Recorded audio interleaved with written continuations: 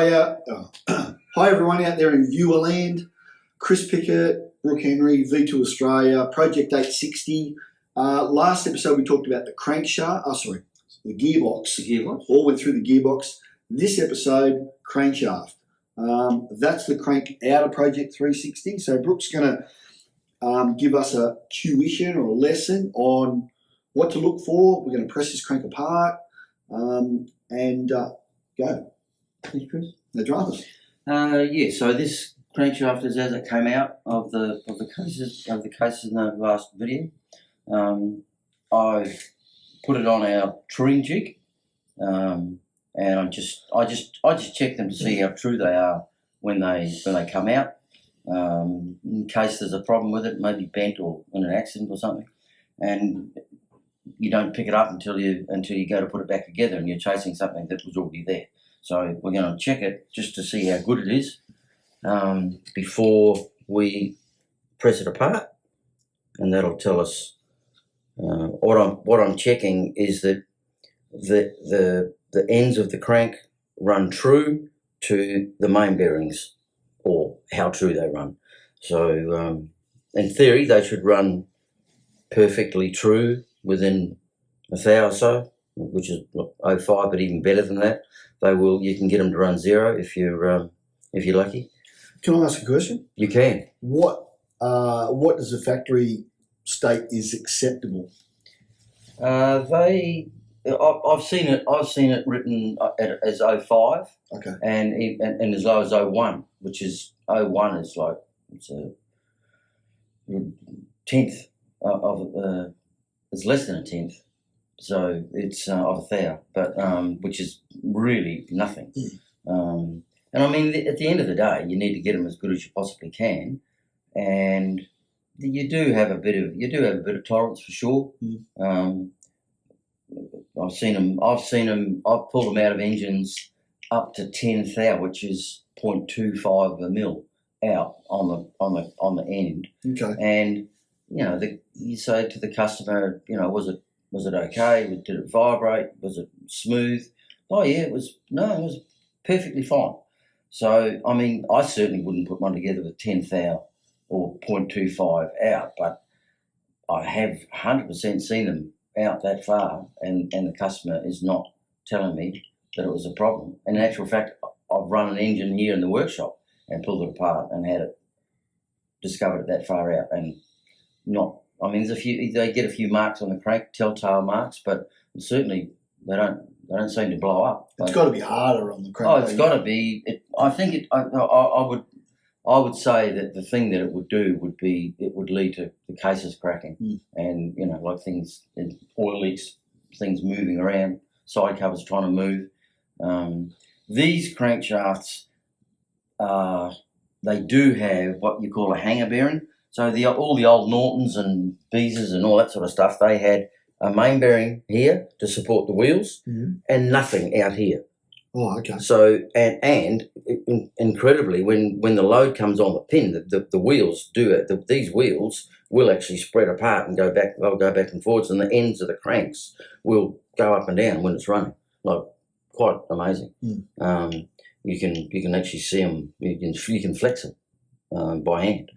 So we'll set this.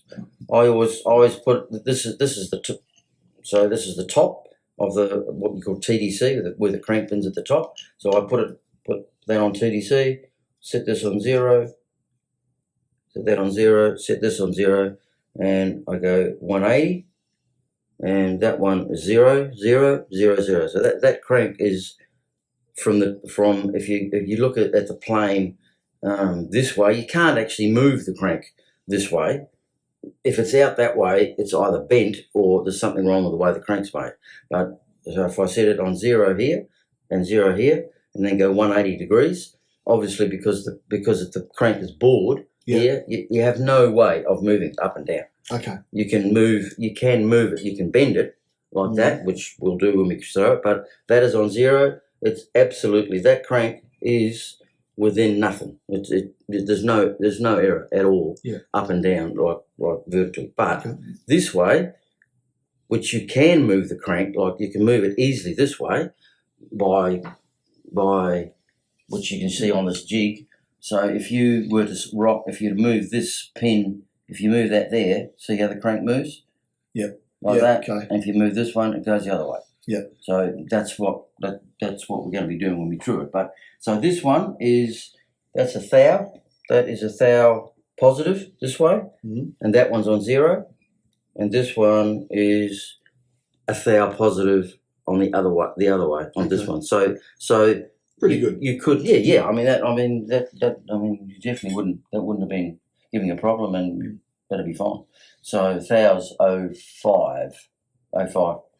No, that's 2 thou. 0.25. No, not 0.2. 0.25 is 10 10 thou, that's right. So 0.0025. 0.05 is 2 thou. So this is like 0.025. 0.025. Yeah. No, 0.025 is more. Is it? Yeah. Anyway. Where's that calculator? Where's that calculator? Yeah, it's 0.02. Years of self-abuse has made our brains like withered and useless. Yeah. Well, I'm always working in metric and imperial. So I'm changing. I think in both, which is, I don't know. I tend to work in thou better than. It's the year that I was trained, and we worked in both. So right. So we're going to put. It was a long time ago, Chris, but you wouldn't remember that far back, would you? No. I was still a boy. Yeah, that's right. So this is a jig that I made years ago to press the crank apart. So we're going to put that. It doesn't really matter which side you press off first if you're going to take the whole crank apart. If I was only going to take half a wheel off to check something, I would leave this one on so that I could flush this is the side that the oil comes from the oil pump, and this side doesn't have any oil feed at all. Well, it does, but from the other side. So,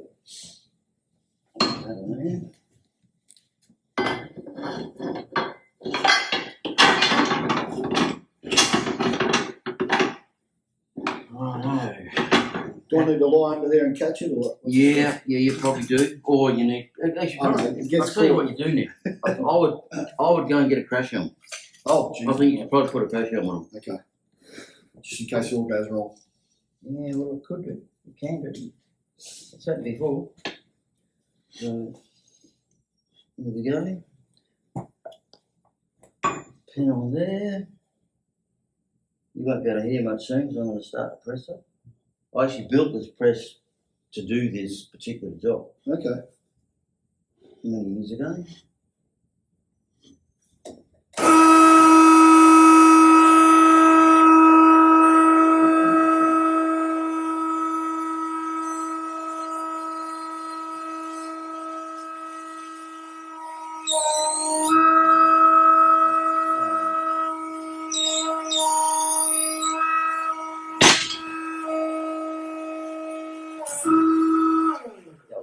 That was about 8 tonne to push that one out. No, 5 tonne. About 5 tonne to push that, which is not that much. Thrust washer. Take the wheel out. And put that over there. I would say this has had a new big end for Chris, for sure. That thrust washer's in too good a condition for it not to have. So I've got some plates down. I've got some stops in here, so when the crank drops, it doesn't go right through and it'll come down where it is at the moment. And we're going to put this over here, and we'll take the rods off it and put them the way that it came out. This big end definitely is in very good condition as far as the thrust wash and things go. Definitely hasn't done much work. Might even clean up and be alright. Okay, so we're going to push this pin out now from the oil feed side. Okay.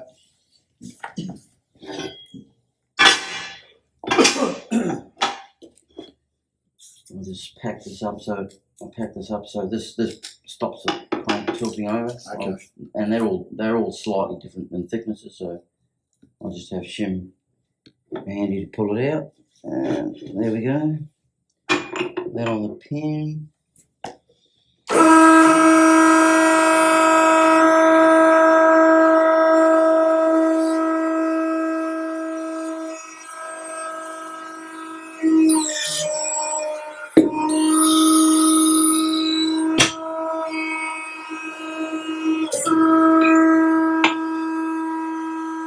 That pin was about the same to get out.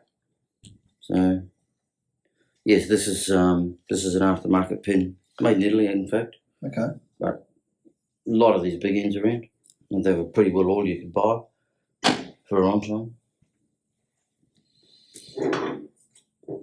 And there we go. It's apart, and we can.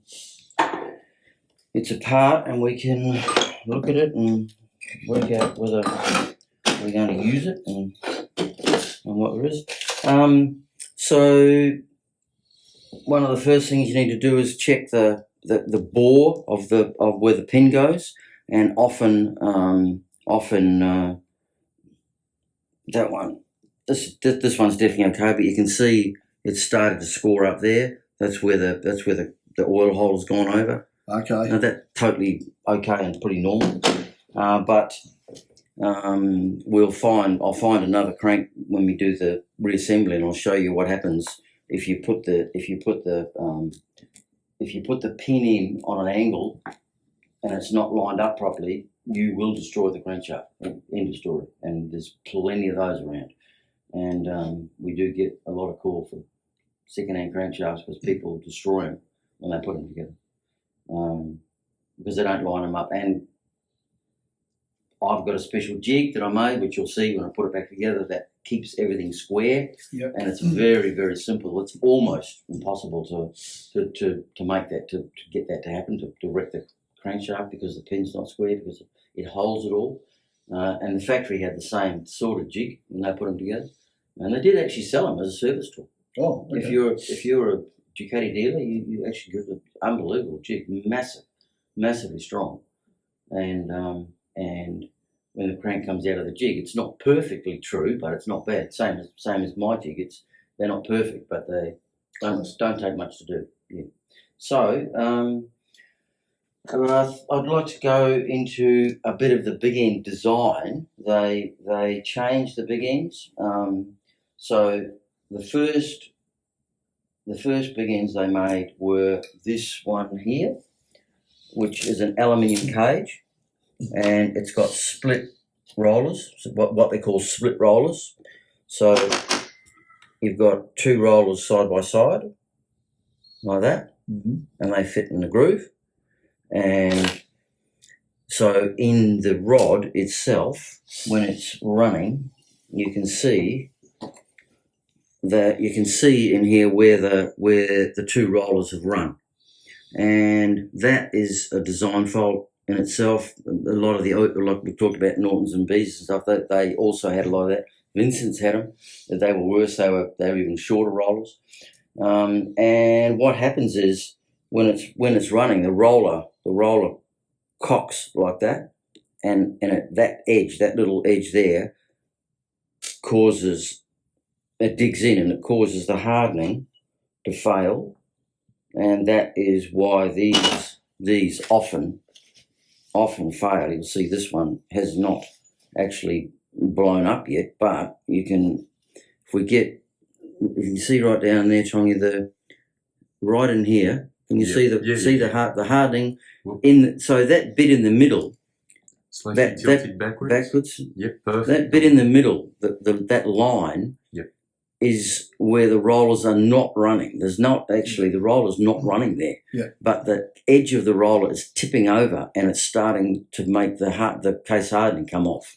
Okay. So once it does that rod is not going to do another 5,000 kilometres, less probably. And what will happen is it will end up doing what that one has done. And there's the classic case. So the roller has started to make the hardening come off, and then the way it goes, and it just goes right across, and that's it. That would have been knocking its head off. all that metal's going through the engine, and it starts to snowball from there and goes real bad. So that was that was the first big end that they fitted in the first round cases, and then they did have a lot of problems. So they went to what they call a one-piece roller, which is what's actually in the Project 860 crank, and that changeover was sort of 76, 77. No, I don't think I've ever seen a 76 crank with one of these in it. Not original anyway. But the 77s they started to put them in. Okay. And they went to this cage, which is a one-piece 3mm roller. And there's a couple of advantages that this has got. Firstly, it's not two-piece, so the roller doesn't split and it doesn't dig in.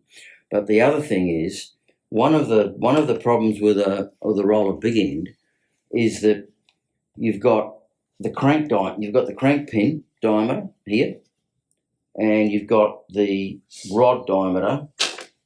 You've got the rod diameter here, and when you put that in there, that's got rollers in there to take that clearance up. They talk about differential speed. So if you imagine the crank is rotating at a 2000 RPM, the distance around this diameter is a particular distance. It can be calculated, obviously, and the distance around this is another diameter because different distance because it's large diameter, so it's further around. So this small diameter and this big diameter are all rotating at the same RPM. So they're doing the same speed, the same RPM, but they have got different distances to go, and they both get there at the same time. So they're doing different speeds. Okay, yeah, makes sense. So they're doing what they call a differential speed. So the inside diameter is going at a slower speed than the outside diameter. So what happens is because the rollers are rolling around, the rollers are rolling a further distance on the outside than they are on the inside, so they skid. Okay, yep. The bigger that difference is, the worse that problem becomes. So if you think about an early big end with a 5mm roller, and so the differential is 5mm. Well, it's 10mm because it's 5 each side. This is a 3mm roller, so they improved that differential by going to a smaller roller. Right. Okay. Now, I mean, Vincent's had even smaller rollers than that, but they had split rollers and they go through. They don't do them like that now, but the aftermarket big ends are nothing like that. But that was a real problem in roller big ends, and still is. And there's lots of ways of overcoming it by changing clearances and different oil and whatever. But it's something that's always there in the design of the big end, and a plain bearing big end doesn't have that problem because it's only got a few thousandths of an inch clearance, and it's got oil between, so the oil will skid even if the crank pin and the size of the big end shells, let's say it's 2 or 3 thou difference between the two. That's nothing compared to a roller, and the differential speed is very little. Plus, there's no metal contact. It's got oil in there. The oil is doing the lubrication, so that the oil will skid, and it won't matter. So another reason why roller big end can arguably they say that the shell big end is better, but in some cases it is. I guess most cases, but it's this differential thing on roller big ends is a problem. So the other thing that happens is with this cage that there's a centrifugal load, because this is flying around. It's turning, it's rotating, but it's also going around on the crankshaft. So this crank's turning. That cage is on the pin, so it's got a centrifugal load trying to fire the thing out the top of the engine. Okay. Yep. So the rollers and the cage and all those bits in there, the thrust washers, are all trying to fire themselves off the pin because it's spinning around like the bucket of water that you spin around and the water's trying to fly out, but it doesn't. So it's in the bucket. So this cage is forcing itself against this face of the rod. Okay. And it's pushing on that rod. And these early cages, they just one diameter. They don't have, they're not cleared or anything. They're just parallel. And it's like a lap. It's like a lap. And a lap is for taking small amounts of metal off. And this the aluminium gets impregnated with the contamination of anything in the oil, and it's in here and it's running on there and it's loading itself because this is flying out, pushes itself against here, and it laps the size of the rod. So the thing gets oversized, and that is another problem with it. So when they went to this big end, if you look at this, it's machined. It's machined with a little bit machined out of there, and you can see the wear marks on here where this cage has been flying out centrifugally, and it's been wearing on that bit and that bit. And eventually, when that wears even more than it is, it can actually start touching on the inside of this can actually start touching on the pin, because it's the inside of that's going to hit that, and the outside of that is going to hit that. So it wears the pin away, and which we'll see, and it wears the rod away. And I've got some rods out here to show you, which are here. Right, here we go. So if you look at this rod, you'll see. So this is a rod that would normally have a one-piece roller and this cage, and the roller is running in the middle like that. And you would look at that and you go, well, what is this bit here where the roller runs? You can see that, Chris? See where the roller runs on here. Can you get footage? So see where the roller runs. Yep. It's not worn. Yep. But outside the roller, where the roller's not running, it is worn. Yep. And the reason it's worn is because this bit of the cage is sitting in here, and the centrifugal load is firing this out, and that is wearing the rod away. I mean, this one is reasonably bad. I mean, certainly we wouldn't use it, but you would not believe how some of those look, and we'll show you some later. But I mean, there's another one. That's the mate to that one. So this is another telltale of how the customers use the bike. If this was in a race, if it's been in a race bike and it's done a lot of high RPM, this problem is really bad. Okay. The harder you rev it, the more that problem is. Okay. And that's, I mean, it's science. The harder you rev it, the more centrifugal load that's going to have on the rod, and it'll cause it to fail. Okay.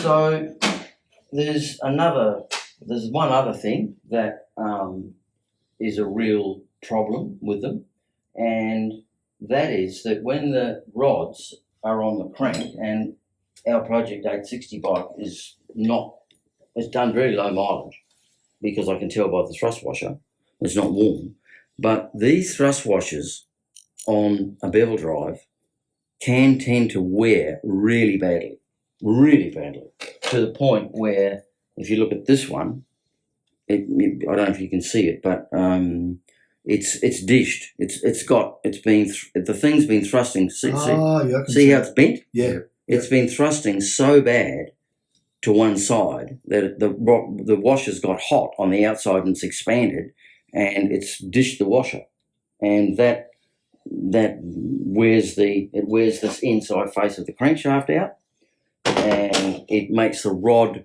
tight. It creates heat. It creates metal and swarf flying around the side of the engine, and it's a real drama. Now, it took me a long time to work out exactly why they do that, or why this crankshaft does it. And through racing them and pulling them apart regularly, I was really getting frustrated because my race bike would do, I don't know, it would do one lap. I got to the point where I'd do one lap on the bike, pull it apart, and the thrust washer had already started to destroy itself. Wow. And it is very, very common. It's not often you pull a bevel-drive crank apart and the thrust washers are perfect. The reason, after a lot of mucking around, is, and it's not oil, and I discovered it almost by accident. The first time I went to Daytona, which was 89. We had a problem with I can't remember, it was a gudgeon or a valve or something. Anyway, I had to pull it apart, and I wanted to pull the crank apart and have a look at it to make sure it hadn't got any marks in it or anything on it, because it got something stuck in the piston in the head and it loaded it up. Okay. And I was worried about getting a flat on the crank, and I was in a place where I could do it. So I pulled it apart, and sure enough, there was a flat where the roller had hit the pin. I thought, well, I can't run with that. So I had spares, but not a lot back then. But I had enough stuff to put a crankshaft together, but it had huge clearance on the like the factory spec is if it's 0.02 or something clearance on the rod between the rod, the pin, and the rollers. This one, which is what they specified, this one had like nearly 0.1, which is like 1/4 out, which is huge. Like, you put it together and you feel the big end and you feel the rod, and it's going clunk, clunk. You can actually feel the clunk in it. And I thought, well, I don't have any choice. That's all I got. I got to put it together and run it, or don't run it and go home. And I thought, no, I'm going to run it. So I put it together, put the rods in it, ran it. It did the race, and we finished 4th, I think. We finished 4th, which was a really huge achievement. And took the bike home, and we had a race meeting pretty well as soon as I got home, and I ran it again, and it was fine. And then when I pulled it down, I looked at the thrust washers, and there was nothing wrong with that. Absolutely perfect. You could see that they hadn't got hot or anything. I thought, wow, I can't believe that crank's still going. It's been at Daytona, it's done a race here in WA, so I left it in there. That crank did like over 18 months racing. Wow. I never, ever pulled it apart with 4th hour clearance. So I'm thinking there's got to be some correlation there. Mm-hmm. And I got onto a bearing guy and talked to him about it. And he said, he says, roller biggins are notorious for that. And I said, what do you mean? He says, well, what's happening, and you've proved it to yourself by giving it more clearance. He said, what happens is, when it's that centrifugal load that I talked about with the cages, when the rod is going up and down and going around on the crank pin, the rod stretches, and all rods stretch. When you're putting an engine together, doesn't matter what it is, if it's a race engine, you always allow for a rod stretch when you set the squish on the piston, because the rod stretches and the piston gets closer to the head, and you have to allow for that depending on how hard you're going to rev it, depending on what the rods are made of, steel, titanium, whatever, aluminium. So what was happening is that, and it happens in all bevel drives, doesn't matter how hard you rev them. I mean, you rev them harder, it's worse. Rev them not so hard, it's not as bad. It's still there. But not only does the rod stretch, and this also happens in plain bearings, and we'll talk about that a bit as well, but this eye of the rod stretches, and the rod deforms. This part, the dimension here, gets bigger, and the dimension here gets smaller. Okay. So that comes in, and there's no clearance. Remember I talked about the differential speed and the rollers skidding because they have to by design. When this stretches and it's got the factory clearance that they give them, this comes in and it pinches on the rollers, absolutely locks hard onto the roller. So if the rod has locked itself up on the roller and there's no clearance between the pin, the roller, and the rod, something has to give. And what it does is the roller goes on a slight angle and causes the rod to drive itself sideways. And that's the side thrust. Right. It's the pinching of the rollers that's driving the crank, that's driving the rods sideways. Right. Okay.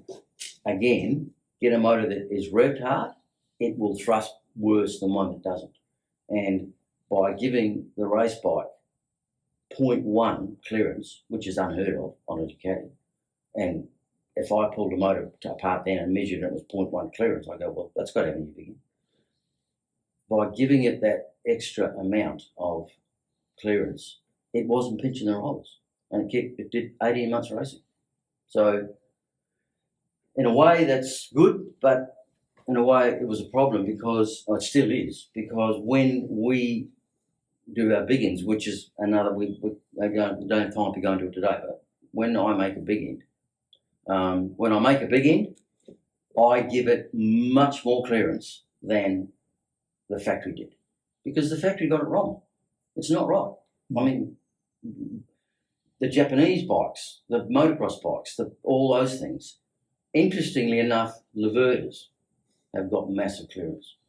Oh. And I never really knew. I mean, I had done a few Leverters, but after I discovered this, I was checking every rod that I could lay my hands on.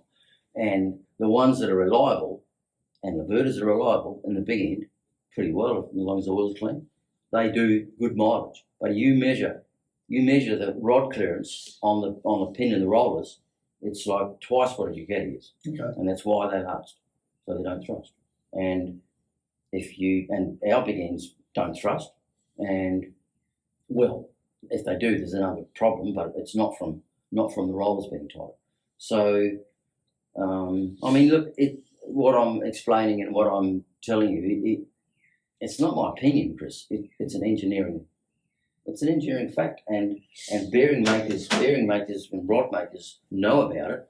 And I'll just explain a little bit. With a plain bearing, with the shells, with a plain bearing, if you put the rod together and measure it up and down here, it'll measure a size. If you measure it this way, it'll be miles bigger. So none of a plain bearing big end is not round. Okay. It's got a massive amount of clearance here, and that is called an oil puddle. They design it with an oil puddle in it, and they actually the shell has actually it's made so it's thinner. So you measure it across there, it could be 5 thou.